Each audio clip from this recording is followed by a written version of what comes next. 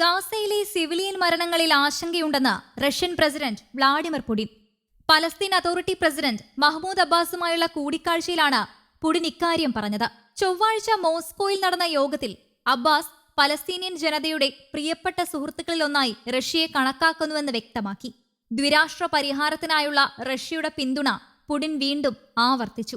റഷ്യയെക്കുറിച്ച് ഇന്ന് എല്ലാവർക്കും അറിയാം. നിർഭാഗ്യവശാൽ ആയുധം കയ്യിലെടുത്താണ് റഷ്യ സ്വന്തം താൽപര്യങ്ങൾ സംരക്ഷിക്കുന്നതും ജനങ്ങളെ നോക്കുന്നതും. എന്നാൽ മിഡിൽ ഈസ്റ്റിൽ എന്താണ് സംഭവിക്കുന്നത്? പലസ്തീനിൽ എന്താണ് നടക്കുന്നത്?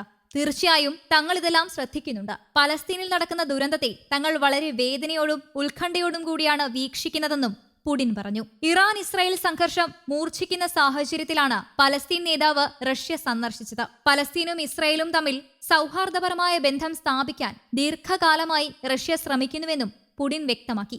സംഘർഷത്തിൽ സമാധാനത്തിനായി നിലയുറപ്പിക്കാൻ റഷ്യ ശ്രമിച്ചിരുന്നു. അതേസമയം ഗാസയിൽ വെടിനിർത്തൽ കരാർ യാഥാർത്ഥ്യമായാൽ ഇസ്രായേലിനെതിരായ പ്രതികാര നടപടികളിൽ നിന്ന് ഇറാൻ പിന്മാറിയേക്കുമെന്ന് US പ്രസിഡന്റ് ജോ ബൈഡൻ പറഞ്ഞു.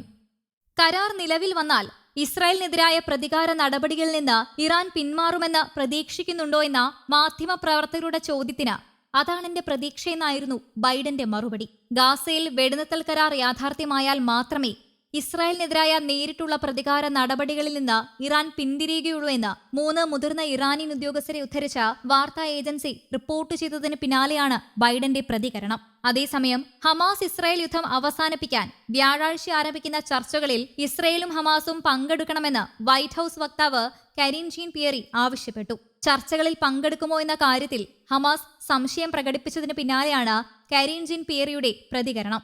ചർച്ചകൾക്കായി ഇരുവിഭാഗവും എത്തണമെന്ന് തങ്ങൾ പ്രതീക്ഷിക്കുന്നു. സംഘർഷങ്ങൾക്ക് അയവ് വരുത്താനുള്ള ഏറ്റവും നല്ല മാർഗം വെടിനിർത്തൽ കരാറാണെന്ന് വിശ്വസിക്കുന്നുവെന്ന് പ്രസിഡന്റ് ജോ ബൈഡൻ മാധ്യമപ്രവർത്തകരോട് പറഞ്ഞു. കഴിഞ്ഞ മാസം ഹമാസ് മേധാവിയെ ടെഹ്റാനിൽ വധിച്ച സംഭവത്തിൽ തിരിച്ചടി നൽകാൻ അവകാശമുണ്ടെന്ന് ഇറാൻ പ്രസിഡന്റ് മസൂദ് പെസഷ്കിയാൻ വ്യക്തമാക്കിയിരുന്നു.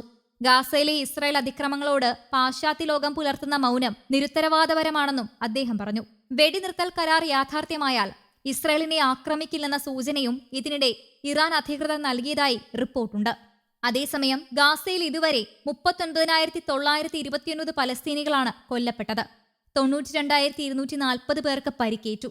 കഴിഞ്ഞ 24 മണിക്കൂറിനിടെ 32 പലസ്തീനികളാണ് ഗാസയിൽ കൊല്ലപ്പെട്ടത്.